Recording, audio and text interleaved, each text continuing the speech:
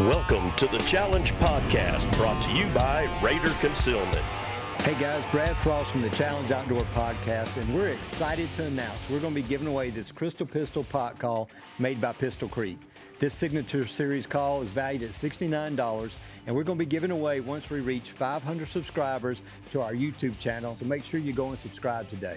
Hey guys, we're here at the NWTF convention, and we're sitting in the booth with Warrior Professional Hunting. We got Jamie, we got our old buddy Forrest, and we got Chris down there on the end with Scott. And man, we really appreciate you guys taking the time. You know, we've been working with y'all for a couple of years. We've made some great friendships, and we just like to real quick talk a little bit about Warrior Pro hunting and that type stuff. I thought you had something to say. You might want to get your mic up a little closer, just because we got turkey callers all over the place. Yeah, as you can tell, we may have the announcer come over too, so y'all just bear with us. This is live on the scene. Raw. So Forrest, I know you and Jamie kind of created this, I don't know how many years ago, but me and you and Brad met, I think it was like 3 years ago, and you set us up on a hunt down in Texas. Had a good time with Jacob down there and his dad, and we're going to try to work it out where we can go down there and shoot some turkeys. But how'd you get started? And, you know, with me with this little cold here, and how you love to talk, I'm just going to let you have it. Hey, listen, you know me, I don't mind grabbing the mic, right?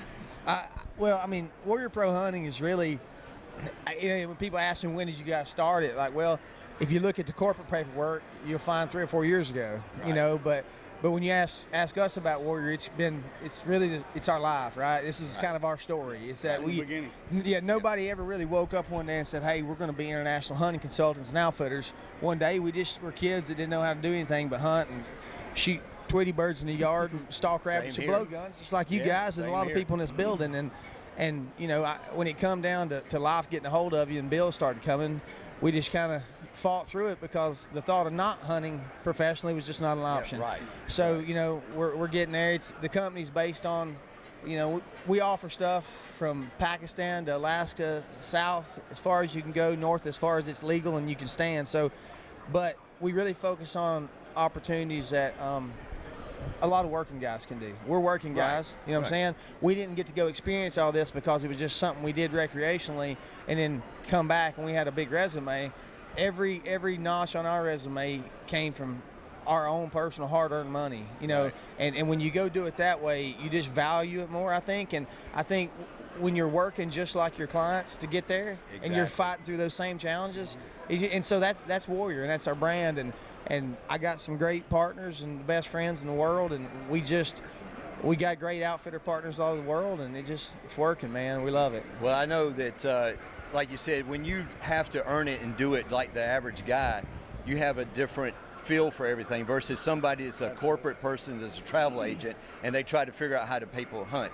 You personally go hunt with everyone. You have quite a few, but you don't have a dozen doing the same thing. You guys sort out exactly who the best is and send your people there. Yeah, I mean, you know, if you look through our catalog and our offerings, you're not going to find 20 elk hunts. You know, you find 2, and the reason you find 2 is because those are the 2. There's 2 different ones that kind of meet the needs of 2 different, you know, desires, 2 different sets of clients. But they're the best that we know of. Right. And we don't just offer it because one guy pays a higher commission than the other. I mean, if it's not legit, if it's not the hunt that I would feel like investing my hard work, earned money in, it's not happening. Right. That's the way it should be. I mean, now I will say we're going to take a minute here. Somebody killed a couple of really nice animals this year. Just real quick, tell us a little bit about what you got and where it was at and about some of the struggles we discussed earlier. Well, we can start in Alaska or we can start in Asia. I guess my year started in Alaska on a hunt that I thought I would never get to do in my whole life. And just like Forrest preached on, you got to save, you got to prepare, you got to plan. I'm an everyday guy. Yes, you got to train. I'm an everyday guy. Right. So you make preparations and you plan years in advance because this guy right here always told me, you can do whatever you want to do. You can go on that hunt. You just got to set your mind to it. And then priorities.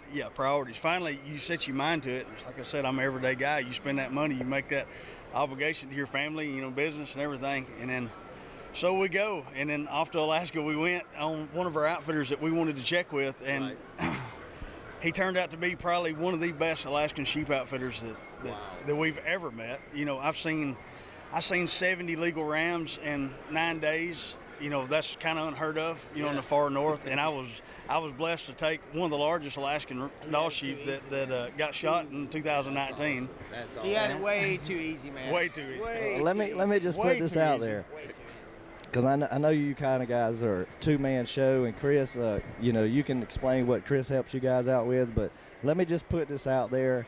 If y'all ever need somebody to kind of go ahead and check out a location and see if it's warrior worthy, Brad and I are you guys, all right? We're a pre-scout, y'all scouting so for Forrest, tell us, we've never met Chris, so just tell us what Chris does for you and introduce him. Well, our buddy Chris Collum, his wife Blair, she's not here, and their new little man Banks, who's a complete and utter awesome. He's awesome, period. Chris and Blair have been friends, actually started as friends and clients, and now they're just friends. And really, to be honest with you, they put in hours and hours every week with social media and a lot of stuff. Chris, how would you define your actual company, your day job? My day job, I do infrastructure and IT for broadcast and media. He's so I deal perfect with to have. a lot of media and clients and. Yeah. So he's not a bad guy to have around. Okay? We may want to talk to you after this. As you can tell, simply from our enunciation, right? Like we may travel the world, but it's not because we're all Southern boys. Yeah, I mean we're extremely brilliant or anything. Yeah. So obviously, Chris, he pretty much bails us out daily. So in other words, he's the brains of the group. Pretty much, yeah. And I mean, it's the way it goes. So yeah, we got a good team. Well, Forrest, we talked about it probably a month ago, having you down on the set in Columbus. And we still want to do that. But before that guy gets ramped up on the PA system again, we're going to kind of cut it short a little bit. But appreciate you guys taking the time out to visit with the Challenge podcast crew. And we look forward to having you guys. If y'all want to come down, y'all are welcome to come down to Columbus. We'll try to work in a hog hunt or something. Sure. It's always a good time. But hope you have a good show this weekend. And guys, appreciate you watching this portion of the Challenge Outdoors podcast brought to you by Raider Concealment.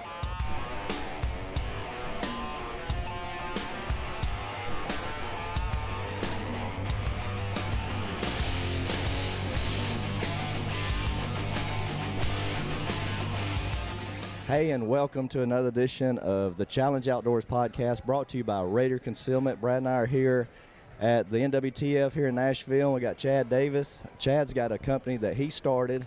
It's a Christian-based hunting operation type deal. So he brings in his Christian-based, faith-based, and created his own company. He's got, I told you yesterday, you got enough shirts here that could outfit me for the whole week, and I wouldn't be disappointed to be in any of them. But as you guys can probably tell, I'm a little hoarse, and I'm going to let Brad and Chad take over, so you guys have at it. Thank you, sir.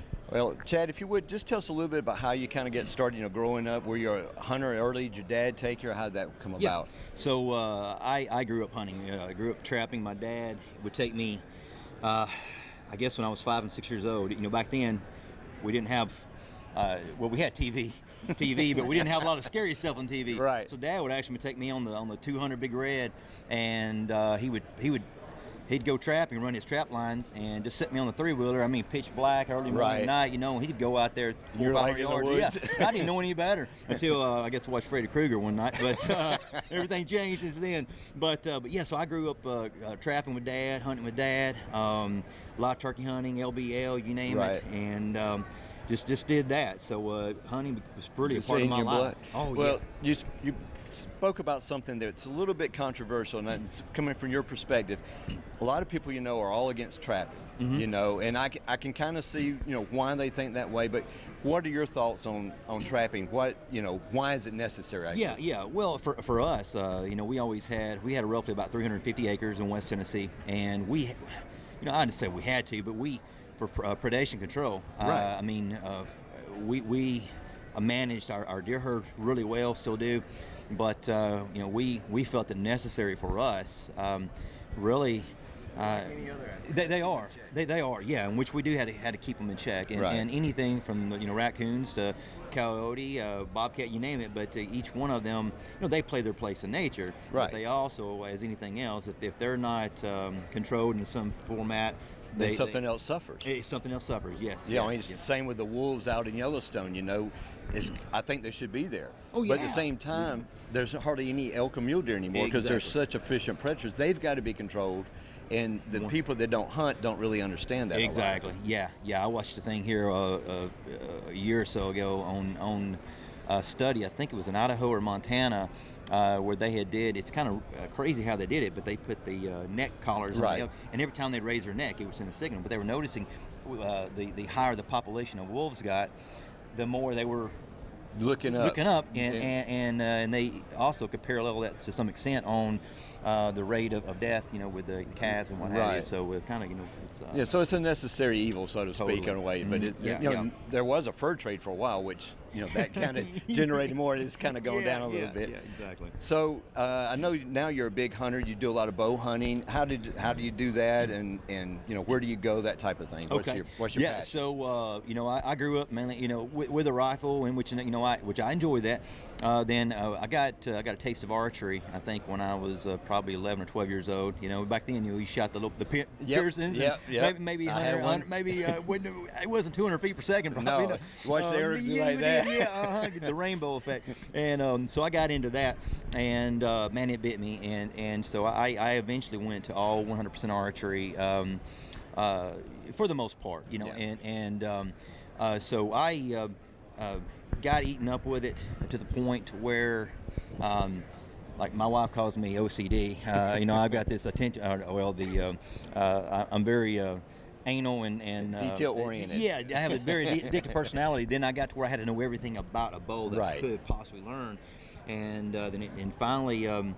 Which kind of led to an idea I have for bow addicts. Well, I was going to ask you how that come about. Okay, so it's kind of funny. I'm in clinical diagnostic sales. Actually, I still do that, but about every 3 to 4 years we get a new company car. So and they always come with that Sirius, what do we call it, radio. Yeah. And I remember. There was one commercial that kept playing about guys who started something in their garage, and they made millions. And we're anywhere near that, but they became very successful. And I kept hearing this commercial over and over and over, and I thought, well, I don't know. I'm not an IT guy, so I can't create some computer. But at the same time, I really I've always been into art and things like that, and design, and so I thought, man, I think I could do like an archer apparel line, and I knew at the time there was not a lot of more sleek, modern, clean looks. Everything was more basic T-shirt with tons a of basic designs all over the stuff, flames and everything. And I thought, man, I think there's an opening there. But I also wanted to make it faith-based. I have a minor in youth ministry, so I have a big heart. My faith is everything to me. So that's one thing that attracted us to you. Is we found out about bow addicts. We'd heard about it through a mutual friend of ours, Shannon. Told us about you. Mm-hmm. And as soon as we started looking at your line, and the sayings were like, we got to go talk to Chad. And so, me and you have been conversing for a while. Right. And, we're Christians. We're all about the faith. Which is awesome. And, we talked about a lot of times being out in the woods hunting. To me, I feel closer to God in any church. Oh, yeah. I mean, that's just where I really feel it. You just watch nature, and you just can't help but think, there's got to be a creator that has a plan of how all this works, just like we were talking about the management. Oh, yeah. Exactly, yeah. That's kind of how I feel like, this is the way that came about. I was in Kentucky and sitting in a tree, and Dad was there with me about 100 yards away. I remember just thinking, man, bow, and originally it was BOWADDICTS, but as bow addicts. Right. And then I thought, well, it's something. Yeah, and I had that. I had a design and everything for it, and I just didn't feel quite right. And then a year later, in the same tree. All right, good morning, vendors. As y'all can tell, we're at the NWTF. Yeah, you gotta love it. We will all applause. I like this. Well, that's a good part. And have a moment to say the Pledge of Allegiance. Hunters, baby. And shares and reverence in our Creator. 5 minutes. That's awesome. Yeah, you got to wrap it up. In 5 minutes. Yeah. So we'll say the benediction. Yeah. So bottom line, I ended up in the same tree later, and I thought, bow. I said for marketing purposes, ADDX, and that's where I came up with the ADX. I love it. And I said I want a cross or something in the middle. I got to incorporate the faith. So, long story short, I came up with it. Went through about 6 or 7 designers, and I had a hard time. I thought, man, I'm going to keep it. It's not going to be easy. No, and I kept working because all the designers weren't hunters. You know, they draw little 6-point bucks. And I'm like, dude, you got to make these to where someone wants to buy it. Yeah. So finally we got the logo worked out, and actually it was Mark Danker, who is I guess a brother-in-law to Jeff Danker. Right. And some good friends of mine. And so we got it going, and you know, I tell you, we started in our garage, and a little small $400 website. Within about a year, we had sold to 39 states and 4 countries, and I think we've sold to every state in the U.S. and 23 countries. Wow, that's great, man. Yeah, you know, and it's not me. I tell people this is God's company. I'm just an employee. I try to run it that way and treat. And everybody that gets an order from us has a signed. Every single invoice is signed personally. That's cool. Every single one. Sometimes we're up to 3 or 4 o'clock in the morning doing that just because it's what we want to do, you know. Well, you know, Scott and I are the same way. We started this company and we prayed about it. We asked friends, and they said, yeah, I think you should do it. And every time it gets tough or every time there's a big decision to make, we just pray about it. Exactly. And we said, if you want it to quit, shut down the doors, make it obvious, we'll shut it down. I said, but if you want to keep going, open some doors for us. And every time we do that, a door opens. So, you know, we're either too stubborn or too stupid to quit. So after 15 years, we're still here. Well, you know, I always tell people when I do wild game dinners is, you know, life, any fairy tale, it's not straight. It's not, you know, it's not a downhill slope and everything's, it's up and down, up and down, up and down. Popped up into this business. Exactly, and it's a struggle, it's a challenge, every day is a challenge, but that's what makes us all stronger, that's what we learn from. Amen. And because I have them every day, every week. Sometimes I scratch my head saying, God, I don't, you know, why? I don't, just something's doesn't seem to be working, but it's in His time as well. Exactly. And all of a sudden, you know, something pops up, and I'm like, that makes sense. Now, see. Well, real quick, why don't you tell everybody how they can get some of your apparel, what your website is? Okay. Yeah, it's www.bowaddicts.com, which is BOWADX.com.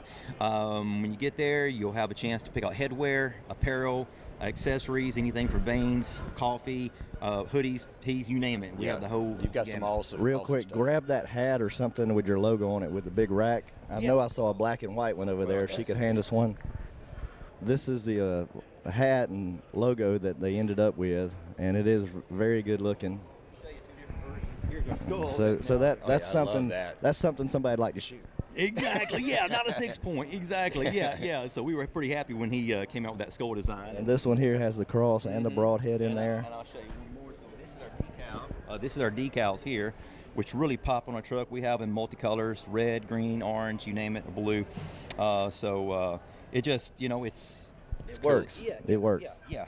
And so that's what we're about. The cross here. I mean, our faith. Man, this is our center of. You gotta have God first, and none of it works. Well, Chad, I really do appreciate you taking the time to. I'm not gonna shake your hand. I'll fist bump you because I don't want you getting this crud I got. But guys, we're gonna be roaming around here, the NWTF, bring you some of the other vendors here at the show this weekend. But we appreciate you guys watching this segment of the Challenge Outdoors podcast, brought to you by Raider Concealment.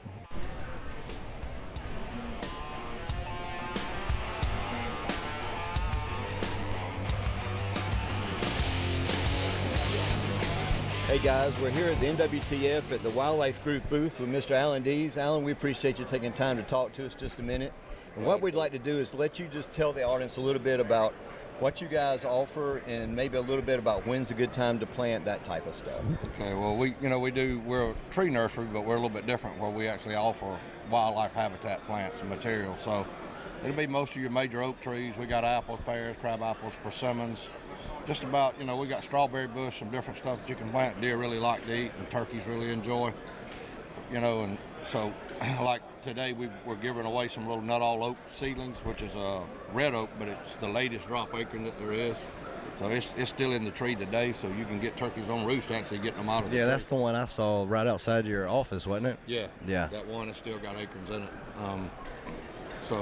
Well, what I like about, one of the things I like about what you guys do is, like when I came over, you kind of set me up to take me through the whole season.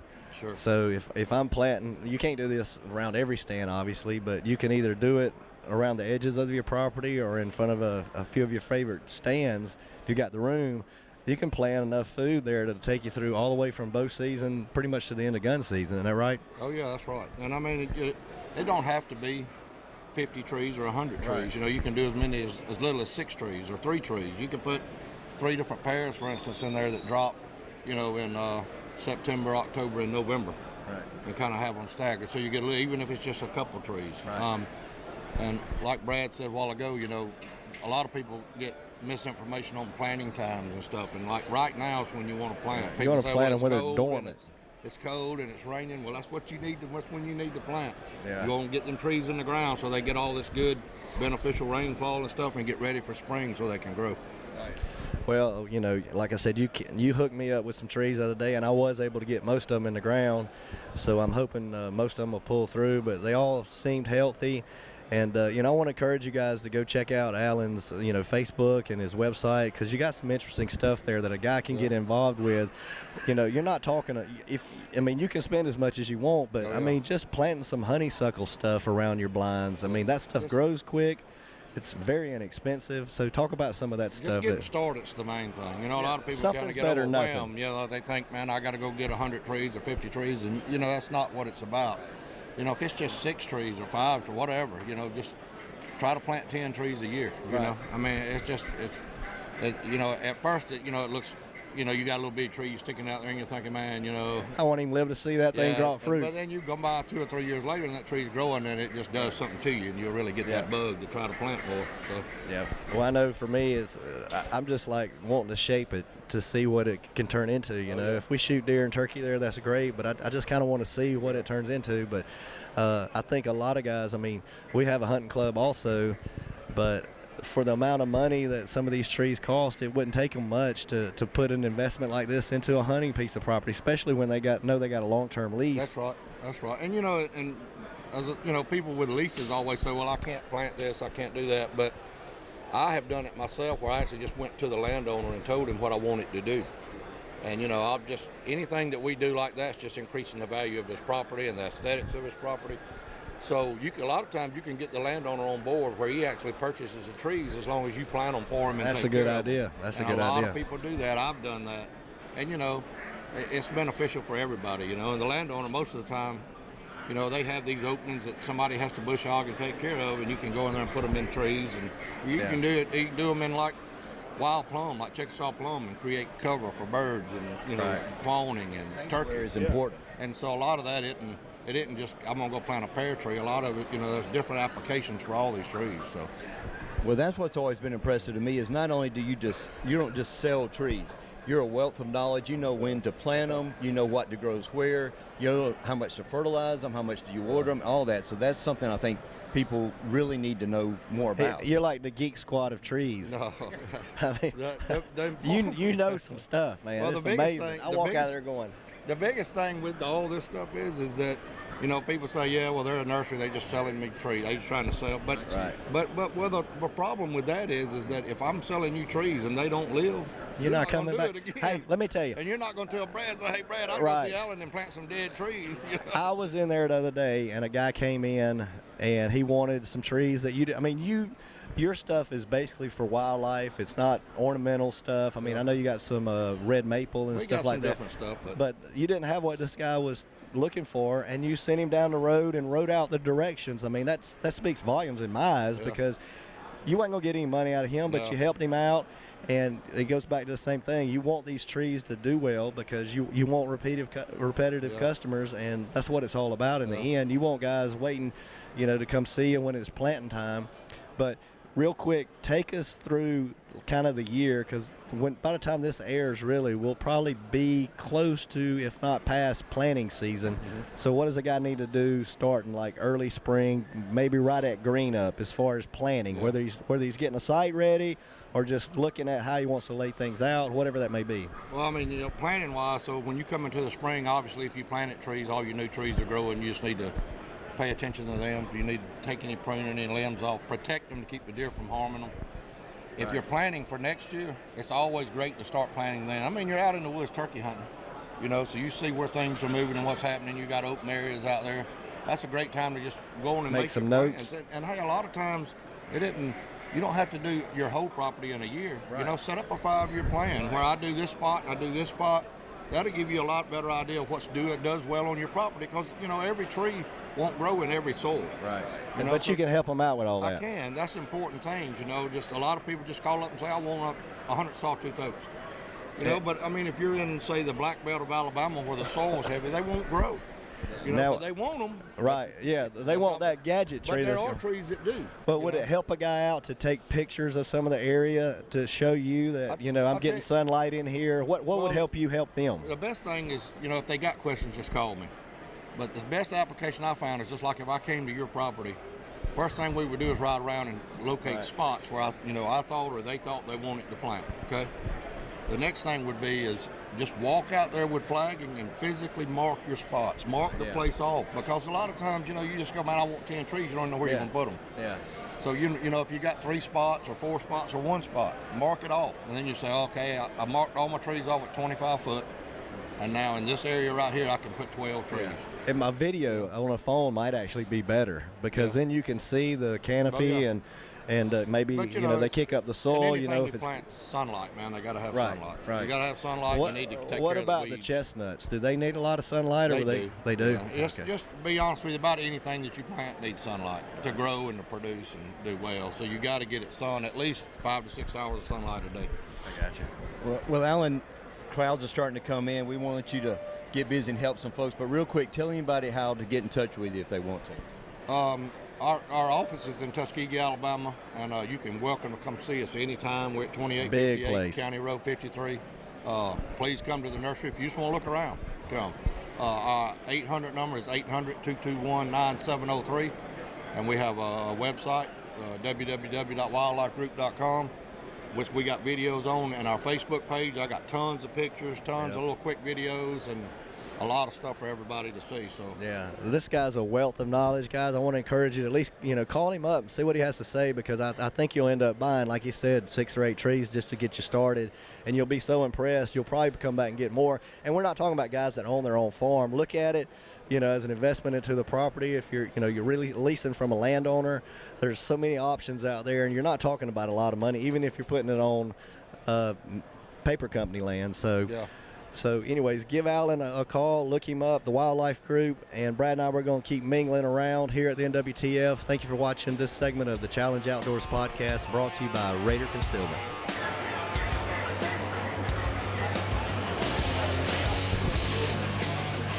Okay, guys, we're over here at the Rangeland Hunting Ventures booth. These guys are out of Wyoming, and we've been hunting with them, 6, 8 years, Brad? 6 at least, yeah. And I don't know why we keep going back, because this guy is just hard to deal with. But, If you're looking for a good guy, yeah, you might want to look somewhere else. I don't know. No, I'm just kidding you. We love going out there and hanging out with Brant and Ellen. I mean, we feel like family when we're there. We miss you guys when we leave. We don't want to leave, but Brant's like, y'all got to go. Yeah, sometimes it's time for you guys to leave. No, You can not only- really. We love you having you guys out there. It's you always can- fun. You can only miss us if we leave, right? If you leave, yeah, that's right. That's right. well, you can't get rid of us completely because we just like it too much. And we've had, I know, 5 or 6 successful turkey hunts with you, 5 or 6 mule deer, whitetail, antelope, and, you know, it's just always a great time. Yeah, we were talking yesterday about what are we going to do this year as far as deer. We're going to do whitetail, we're going to do mule deer, or what? So I think we're kind of leaning towards whitetail, isn't that right? Well, I think that maybe we'll lean towards a whitetail. If we get a chance at a mule deer, we're going to hunt that direction too. You know, we can do either or with the license. So, you know, you guys are good hunters, and you know, whatever the opportunity throws at us, we're going to take. Well, you know, right there around the lodge is where we mostly whitetail hunt. But last year you sent us a picture of a mule deer around there that any hunter would be proud of. So I'm hoping we're the first ones in camp, hoping one of us is going to get a chance at it. If not, you would be a good second. You guys are missing out if you're not coming and doing a whitetail hunt. Let's hope that mule deer shows up for us this year, you know, while you guys are there. But, you know, you're going to see a lot of whitetail. Oh, yeah. That's for sure. That's the beauty of being out there. I think it usually opens around Labor Day weekend, give or take a day or two. And September 1st, yeah, the archery opens. Like Brad said, first one's out of the box. One of us may run into him. Let's hope so. Yeah. Well, you know, we have a lot of guys that say, y'all go all the way to Wyoming to hunt whitetail when you can hunt them where we're from in Georgia or here in Tennessee. But the difference is you can see so far. And at home, I might see a couple dozen deer a year or something. You will see literally hundreds of deer a day. Well, David behind the camera, he's like, man, y'all done ruined me on whitetail hunting. He said, I had no idea the amount of deer you can see, and you're putting us in some pretty good pinch points. And, man, the deer, when they're leaving those fields, they are just coming by there in droves. The only thing is we got to get Scott to slow down and not shoot the first 5 minutes of the first day, you know, and give him a little longer experience. But I want to spend more time with you in the truck. And you're like, no, I need you in the stand. I need to get work done. And it's always fun because you guys always help us out with a little management on some does, harvest a few does if we need to kill a lot of does. So appreciate you guys doing that for us. And you guys really need to check out their archery hunt. It starts early. You're going to see a lot of deer, and we're never going to say 100% opportunity, but there's a lot of chances to shoot a nice and deer. And some good deer, too. It's not just an average deer. Now, you're not going to kill a 180 out there every time, but you're going to run into some good ones for sure. Good mature deer, for sure. Well, Brant, go ahead and, you guys cover pretty much anything you want to hunt in the West.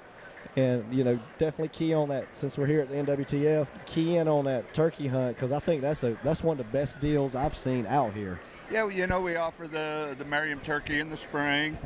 We go from that into prairie dogs, so do some black bear hunting, mule deer, antelope, whitetail, do a little elk hunting, you know, so we hunt about everything that there is that we can hunt in our area. Well, guys, if you are looking to finish out your Grand Slam, maybe you're wanting to start it. So no better place than Rangeland Hunting Adventures out in Wyoming, some of the most beautiful country you'll see in the world.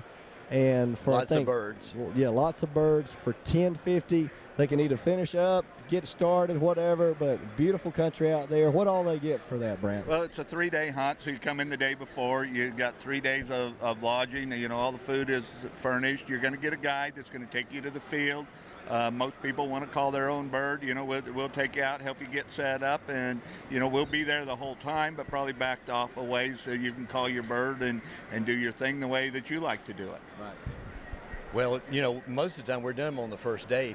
Sometimes. We've killed some birds out there. We've probably killed more birds out there on the nastiest days, and then the beautiful days roll around, the hunting gets hard. You guys have done well, you know. I mean, that just shows that you're, you know, pretty good at turkey hunters, so. You just got to be out there, I guess. You just got to be out there. That's it. You can't shoot one sitting on the couch. Well, Brant's got a website, Rangeland Hunting Adventures. You can check him out on Facebook, Rangeland Hunting Adventures. And what's the phone number they can call and ask questions directly to you or Ellen? Okay, 307-672-6717. Most generally, you're going to talk to Ellen because, you know, she handles most of the booking and all that stuff so that I don't mess it up.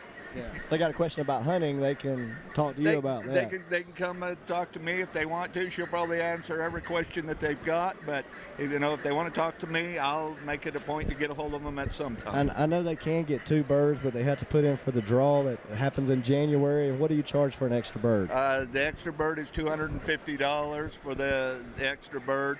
You got to put in January 31st for the additional turkey. One is over the counter. Yeah, I think you're probably booked up for this year and maybe close to next year. So now's the time to go ahead and start planning for next year. I would at least start getting a hold of us for next year because those dates are going. Yeah, they book up pretty quick, don't they? They book up pretty quick. Well, Brant, thanks for taking some time out. We enjoyed sitting in the booth. You know, every year we get to see you guys here, and a couple times during the hunting seasons. And I guess we'll be out there in a couple of months. You're going to be there in a couple of months. I'm looking forward to it. You know, you guys always come, you know, for the spring Merriam season, so that's going to be fun. Always a good time, a lot of laughs. Guys, that's going to do it for us right here at Rangeland Hunting Adventures booth 2020 NWTF. Thank you for watching this segment of the Challenge Outdoors podcast brought to you by Raider Concealment.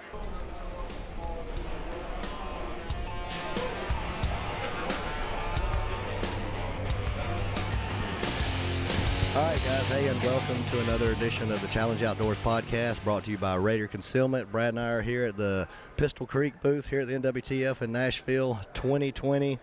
We're here with John and Austin from Pistol Creek, and I'm not going to do a lot of talking, and John, you ain't much better than I am. But y'all just stay on that side over here. Austin over here. Bring us home today. Healthy, sick. So that's why we're staying so far apart. So we're just going to let these guys talk about what they have available for 2020. And you had some callers on the stage last night, and so let's talk a little bit about that. So I'm just going to pass the mic to you. Well, we are very pleased with all the callers. They all did a great job. The biggest thing is they represented us really well. Chase Roberts ended up finishing 4th in the junior. I had him in a different position. I had him at number 1, but I'm with you. Yeah, he sounded great. Yeah, almost like a proud dad. Well, no, but we were proud of him. But I thought his run was exceptional. But I'm not a judge. I was just a contestant. And but Maddie called yesterday evening. Hunter Young called yesterday evening. They all did really, really well. Of course, Terry and Clinton and Chris all did well, but the kids get the spotlight. So yeah, we were talking about the kids. They were so cute. Scott and I were sitting there watching. One little boy come up with I like the cowboy hat. When he got done, he'd go.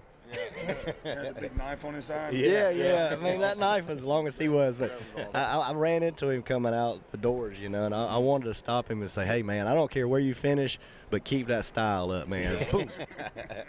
And then that one kid that just kept going on and on and on and on and on and on. That's when you wanted that big hook. You could just go. Wayne was just off stage going. That was awesome, man. Those lower, the you can see it in the crowd. I mean, they loved it, man. I loved it. The room was full for the Polts, and the open preliminaries yesterday. There was me and about 20 other guys, but the Polts division was full. It was packed. Parents and friends. Oh, and it was just, that's the best show. That's the best competition here is the Polts division. I totally agree. So. I loved it, man. Well, Austin, you guys got some new products coming out for 2020. Why don't you talk about those a little bit? Well, we got the Brick House, and it's done well this year. The Crystal Pistol, Terry Durham's Signature Series, and talking about Chase. Chase has got a signature call this year, so those are all doing really well. We're moving a bunch of them. I don't know if they'll last the rest of the day here. We've also got some box calls. We've moved a bunch of those. Mouth calls are flying off the shelf as well. I wasn't in here a lot yesterday, but the box calls are really doing good. Yeah, and we had some excitement out here. We had a good time. We met a lot of people. It doesn't sound like we had as great a time as you did in the calling contest, but some of us have to work. Yeah. So yeah, we're excited to be here. I think today's going to be a really good day, and we'll just have to see how it goes. Yeah. Well, Saturdays usually are the best day of the week, and so you guys have been a loyal sponsor to us. We love the products. We're excited about using these new ones. I've got one of those Yellow Heart calls. I love that box calls, and the Crystal Pistol are my two favorites, but they all sound great, and we're really looking forward to using them this spring, and hopefully we're going to get to come up and hang out with you guys up in North Georgia for a little while, and maybe do some photos. Well, we're hoping to see what y'all do with them, so we can't wait to see the footage. Yeah, I too. Well, pretty soon we're going to take Maddie on her youth hunt over in Alabama and try to film that. And yeah, I'm excited about that. Of course, I'm a proud daddy, but at the same time, I think we got a good chance there. I think that's going to be a lot of fun. Yeah, I do too. Well, that's going to do it for this episode of the Challenge Outdoor Podcast. We're going to go check on a couple other vendors here and bring that to you. But thanks for joining us, and we'll see you in 2 weeks.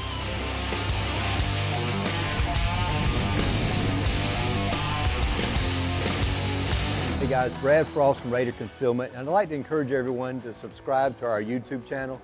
Make sure you hit the like button and also ring the notification bell so that you'll get all the updates for our upcoming videos.